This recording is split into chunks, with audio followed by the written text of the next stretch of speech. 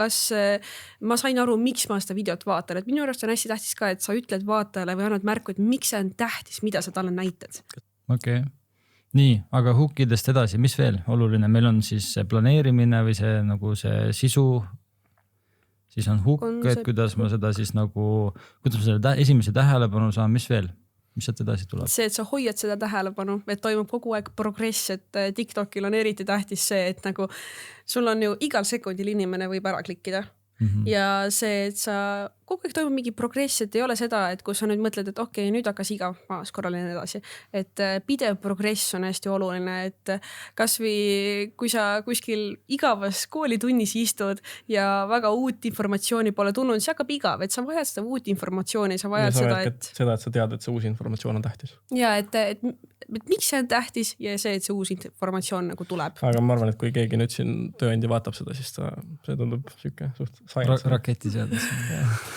Aga no ikkagi sellest see on oluline, et nad teaksid seda ja mõistaksid, sest et muidu nad raske on planeerida ja kaasa rääkida kas või agentuuridega, eks ole, et kui te lähete neile rääkima midagi, ma ei tea, pitchima ideed on ja siis on väga raske nagu suhestuda ja kaasa rääkida. Et süke algteadmine on alati hea, et siis sa mõistad, mida nad tehakse. Aga väga lihtne viis, kuidas hoida inimeste tähelepanu on see, et kui sa põhimõtteliselt annad neile põhjuse, et nad tahavad midagi nüüd teada saada. Ja kuidas me alati leiame häid ideid on see, et kui ma nüüd ütlen mingisuguse asja, siin oleks hästi hea näide tuua.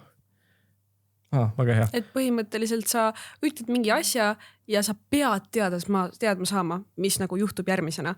Näiteks me filmisime ühe video, me tahtsime ise teada, et KFC-s on tasuta refill, sa saad ükskõik kui palju oma topsi täita. Siis mõtlesime, et kui kaua me saaksime seda kasutada, et see on ju seaduslik või ei ole, et kui me läheksin ämbritega, kas see on lubatud, kui me käiks nagu 50 korda topsi ja selle refillide vahet ja siis sa tahaksid ju ka teada.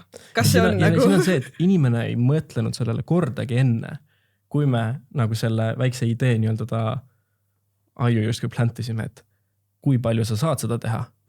Ja sa vaatad ju läbi, sest et sa tahad teada vastust.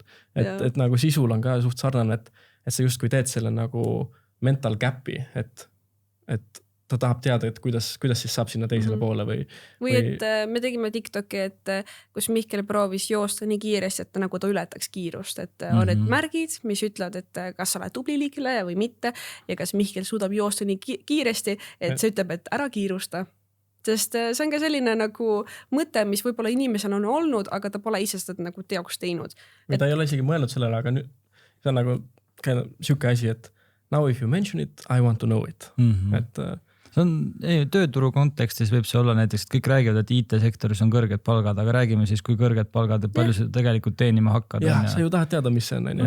Eriti hea, kui sa nüüd võtad näiteks kõige juuniori ja lähed senioriks ja siis sa tahad ju teada, mis see järgmine on, sest et sa ei tea, mis see kõige kõrgem on. Ja siin on isegi see, et okei, ma sain teada, mis juunior saab palka, sa tahad teada, mis järgmine saab palka ja nii edasi. Ja siin on see, et nüüd sa pead lõpuni vaatama, sa lihtsalt tahad teada, aga see, kui sa et täna vaatame, et palju nad palka saavad, juunior saab nii palju palka ja siis hakkad lihtsalt suvalist juttu rääkima, siis inimene sai selle juba teada. Versus, et siin saab lihtsalt ka teha seda, et kui palju inimesed saavad palka, inimene ma tahaks teada, ma kohe ütlen sulle, kõigepealt ma ütlen sulle selle asja, et meie otsime töötajaid, okei, lähme nüüd küsime. Ja, see on hea point. Või siis kuidagi mängida sellega, et sa niikuinii ei saa hakkama, et inimesed nagu tõestada, et nagu inimene tahab proofida, et ta tegelikult saab hakkama, et vaatame, kas sa sobid näiteks sellesse rolli või et sellesse rolli ei sobi paljud inimesed. Vaata, kas sul on need 5 mingi... Kas sina saaksid meile tööle tulla? Täpselt, jah. Kas sul on need 5 omadust olemas? Ehk siis on ikkagi oluline tekitada sellist nagu kuidagi mingit emotsiooni.